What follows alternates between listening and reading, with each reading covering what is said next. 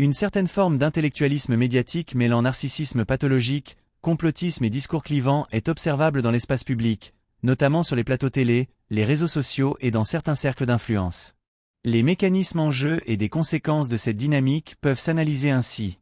1. Narcissisme pathologique et surexposition médiatique. Certains intellectuels ou pseudo-intellectuels cultivent une image de rebelle ou de génie incompris, utilisant des formules chocs, un ton péremptoire et un mépris affiché pour toute contradiction. Le narcissisme se nourrit de l'attention médiatique. Plus le discours est extrême, plus il génère des clics, des débats et donc une visibilité accrue.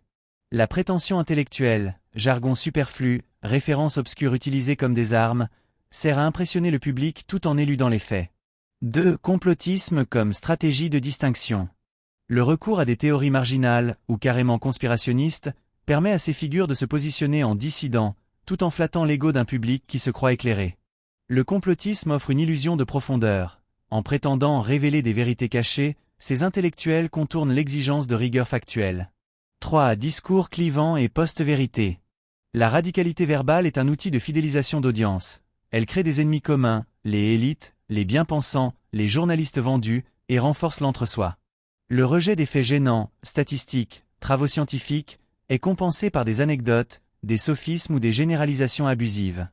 La marginalité est érigée en vertu. Plus une idée est rejetée par les institutions, plus elle est présentée comme trop juste pour être acceptée. 4. Conséquences sociales. Polarisation. Ces discours alimentent la méfiance envers toute autorité épistémique, université, médias, sciences, sapant le débat démocratique. Désinformation. Le mélange de vérités partielles et de mensonges, technique du firosing, rend la critique difficile pour le grand public. Appauvrissement intellectuel. La pensée complexe est remplacée par des slogans, des raccourcis et des procès d'intention. 5. Que faire ? Privilégier les sources vérifiables et les experts dont la rigueur méthodologique est transparente.